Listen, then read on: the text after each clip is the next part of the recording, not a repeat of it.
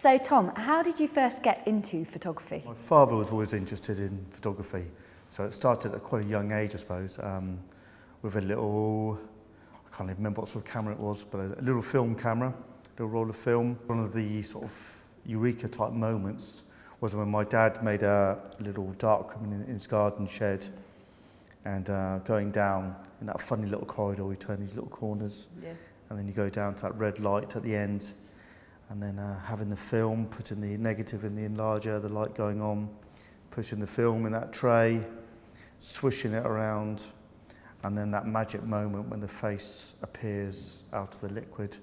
And it is magic, it's alchemy at its best. I didn't really have any real interest in art as I was growing up.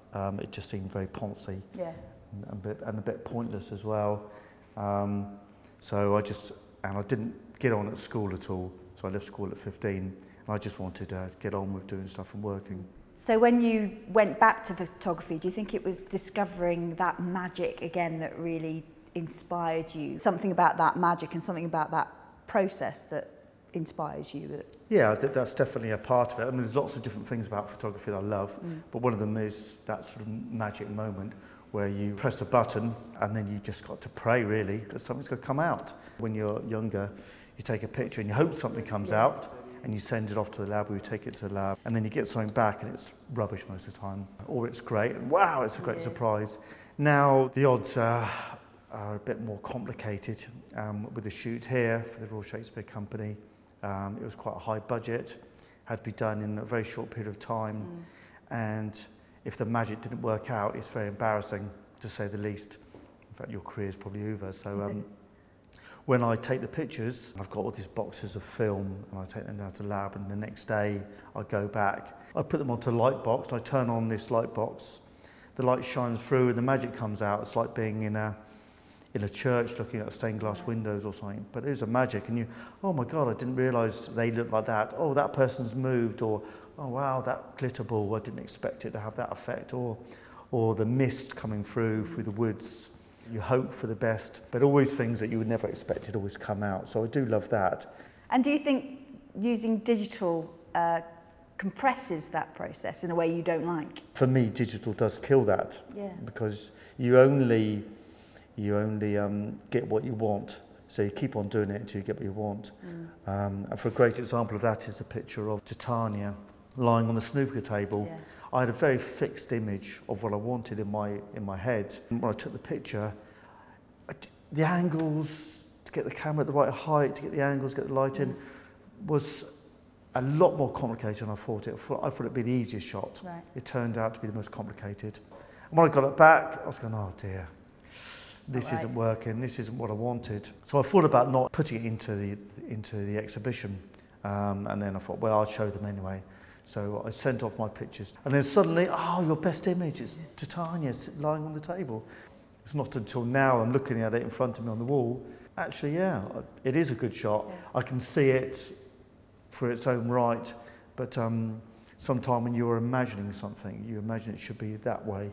And I think with digital, you just get it. You get what you want, but that's not always what you need, which is quite a strange thing as well. So how did you come to work with the RSC, and what attracted you to work with them right now? So I'm aware of Shakespeare. I'm aware, obviously, of the Royal Shakespeare Company. And I've always been interested in history. I've always been interested in literature and in painting. So I thought this would be an amazing opportunity to re-examine Shakespeare and his stories and see how they translate into the modern day. I mean, I know that's what the Royal Shakespeare Company does every day within its plays. I saw The Dream last night here in Stratford, and again, they made it contemporary. They made it relevant to people around in this country today. And that's what I'm always interested in doing with my own work. Why A Midsummer Night's Dream specifically? The whole story of it I do find quite fascinating, that the madness of summer, the madness of a very, basically of a party really in some ways. It's set over, a very short period of time, and it just reminds me of when I was younger, where you lead up to a big party or a festival, you meet people, whatever happens, whatever it is, your whole life is transformed in a very short period of time, and then you're out of it and it's all almost forgotten about, then you move on. And Midsummer Night's Dream is about this transformation, this magic, this transformation of a very short period of time. Your whole life could be transformed in an evening. I am a very incredibly visual person. I see everything in images rather than words. Of course, I go back to school again. School is all about the whole world has to be drawn into words, and I wasn't very good with that. But I saw immediately that play, as in it conjures up images for me every time. So every time I read a page or a paragraph or an act, amazing images would appear before me, and I was very excited to try and translate that into the images that I saw around me. And how do you cast the people that we see in the images? You go down to a local cafe and you sit in there and you see two young lads walking in, chatting away, being amicable, good-looking young boys. Perfect. You know, they are the Lysander and Demetrius. Is that right? Yeah. Yeah. And you just know as soon as you see them. So you become like a little antenna for once you start working on something. Yeah. Then you visually you're seeing everything. Exactly. Yeah. You just the whole world, and then, you know, walking down the road, you see another fairy, and they say, "Excuse me, I'm doing this." You get in a conversation. I feel almost a bit like a butterfly catcher. You know, Right. I've got a big net, and going around, but the whole world is Shakespeare. Then the whole world is A Midsummer Night's Dream. So everyone you see, you're thinking that. So you're at a party, you're talking to someone, the girl here at bottom, and well, what do you do? Oh, I'm in a heavy metal band.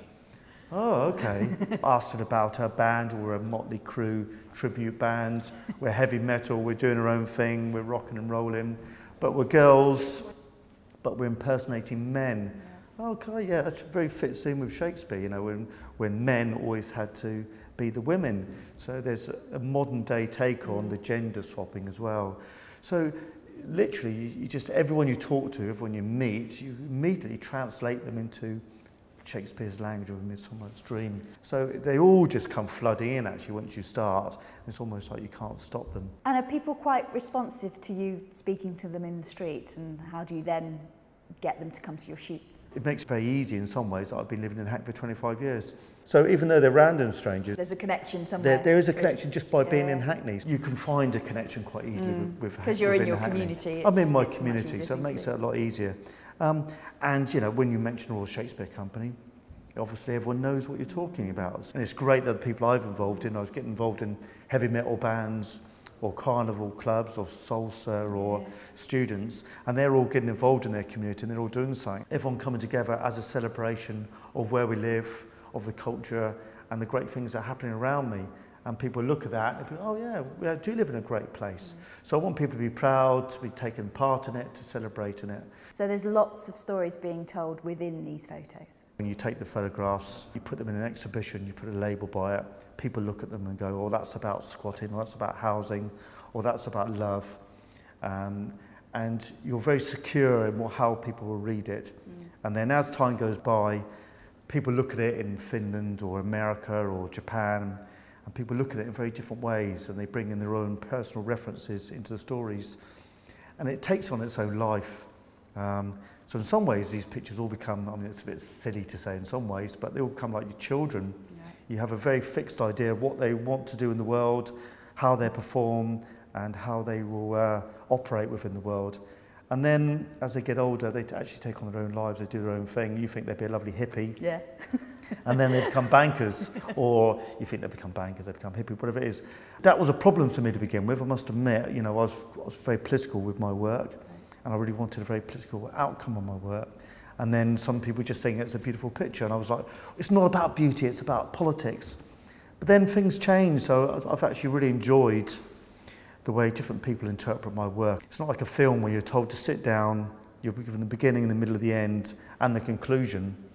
With photography has a real beauty of the fact that everyone who stands in front of any picture, they create the narrative before and after and their own conclusion about it.